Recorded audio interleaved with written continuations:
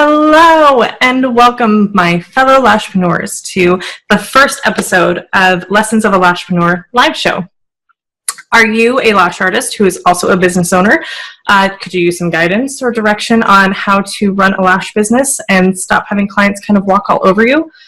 Maybe you have chronic issues with problem clients that you need help with, and that's what today's episode is all about, is the top 3 mindset shifts we need to take as business owners to be taken seriously in our lash businesses. Allow me to introduce myself. My name is Tara Walsh. I'm a lash artist. I'm a licensed esthetician. I'm also a business coach, consultant, and marketing strategist for lash artists just like you. So on today's episode, like I said, the Lessons of the Lashpreneur is going to be a show where I give you the Cliff Notes versions of how to run a lash business. Now, today we're going to talk about mindset shifts that need to happen that don't often happen for lash artists as we transition from working for someone else into running our own lash businesses. So stay tuned to the end. I do have a free download that I'm going to give to you for free to help make all of this much easier on you. So let's get started. I do have notes in front of me, so if I tend to look down, that's what I'm looking at. So lesson number 1, you're not an employee. Guess what? You're the boss now. You are the business owner. So if you stop treating your business like somebody's going to come in and save the day, or somebody's going to take out the trash for you, you have grossly misunderstood what you were getting into as a business owner, because it's just you.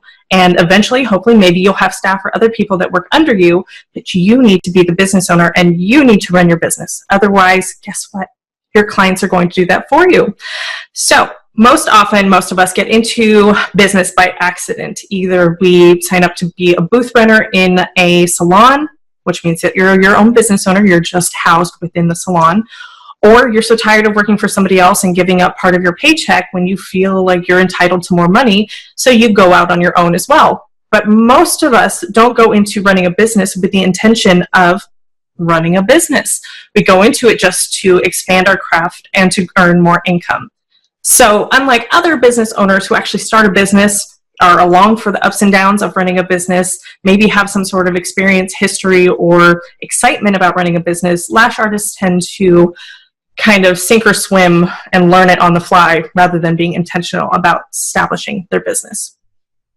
So when you come into running a business with that service provider mindset, you have a tendency to let clients walk all over you because the customer is always right? When you're the service provider or an employee, somebody else handles the complaints and the phone calls and the schedule and the payment and the refunds and all of that. So you just get to show up, do lashes, and go home. You don't have to worry about marketing or where the next client's coming from. That's all the service provider mindset. So sorry, not sorry, if you don't like to market yourself and you don't like to deal with refunds or unhappy clients or bad reviews, then maybe being a business owner is not for you. And there's nothing wrong with that. Not everybody is meant to be a business owner. There's certainly no bash for saying, hey, this is not something I really thought it would be. My job as the Lashpreneur is to help empower you to do what's best for your life, not tell you you have to run a business this way and X, Y, and Z because that's how it worked for me. It's because I want you to build a business and a life that's on your terms. The health of your business should be your number 1 priority. That is the difference between an employee mindset and a business owner mindset.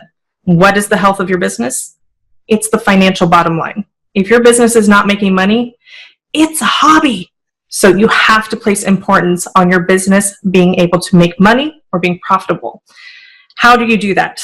You do not let clients dictate what is okay for your business, both for your personal life and how you run your business to complement your personal life, but also how your business is run as far as the finances are concerned. Discounting because they can't afford it, not my problem.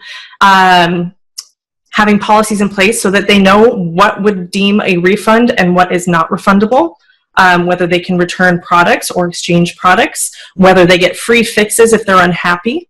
All of that, guess what, is established by the policies or the rules you have in place for your business that protect your ability to earn a living. So as an example, that you are the one in charge. So if you are unhappy with your current environment, whether that's the salon you're in, whether that's the salon suite, whether you don't like your coworkers, whether you have clients that are constantly chronically late and you continue to allow them, or they're walking all over you, you are the one who's going to change that. So I had this kind of aha moment of empowerment, and I'm the one in control, kind of by accident, with the birth of my son. He came out at 10 pounds out the old-fashioned way. In no way, shape, or form did I ever think that my body was possible of A, growing a 10-pound kid, and B, pushing one out the old-fashioned way. And after 44 hours of labor, I was done. I didn't want to do it anymore. I was checking out. I screamed at everybody in the room, like, you have to help me. I can't do this. I think they call that transition. I even stopped pushing at one point because I was just done. So through that time when I stopped pushing and I was like, nope, they're going to have to figure it out on their own because I'm done. I'm not doing this anymore. I'm checking out. Didn't really work. They don't tend to really, the body doesn't stop laboring. And so I had this very clear moment in my head where I knew it was just me. I had to figure it out. I had to do it. Nobody else was going to come and save the day. There's no Prince Charming that comes into your business and was like, sure, I'll take out the trash, and sure, I'll categorize your expenses, and sure, I'll respond to that bad Yelp review. That's on you, and you are the one that's in charge and in control of how your business is run. Let's move on to lesson number 2. Lesson number 2, you make the rules, but you also enforce them. This is really hard for that service provider mindset and most lash artists who hate confrontation. I hate confrontation too. Hence why I have policies, because then we've already established all of the options for you moving forward as a client, whereas I can fall back on that rather than having to make it up on the fly or have to, eat the money just because I didn't establish that there are no refunds. So healthy boundaries means that your policies aren't just guidelines, they're actually enforceable rules within your business. And my favorite quote of all times, and you will hear me say this a lot, if clients don't want to play by the rules, they don't get to play. And what does that mean?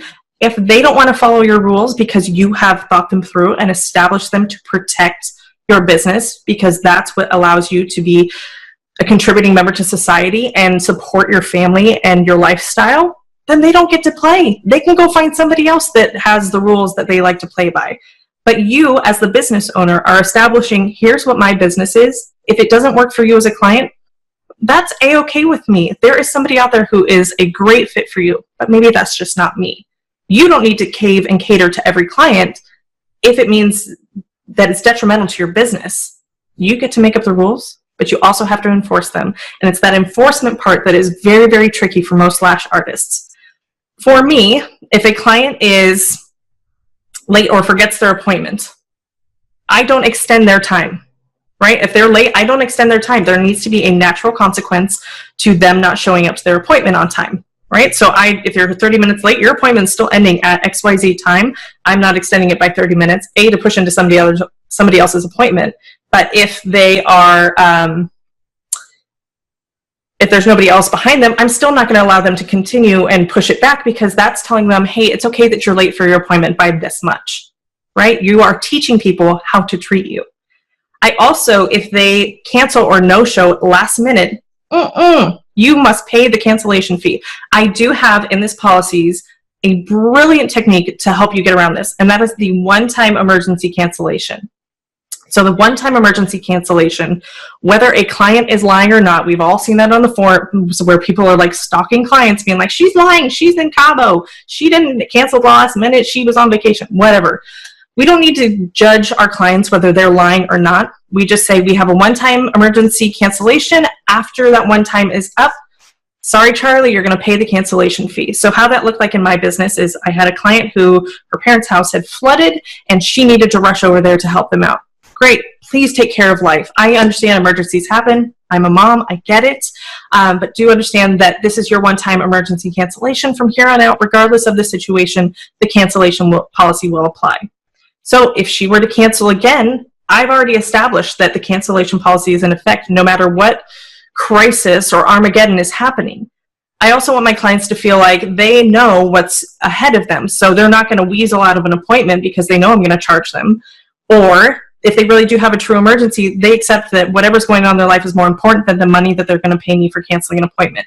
It establishes this level of respect between me and the client. And I do want to impart to you that it's okay to treat adults like adults.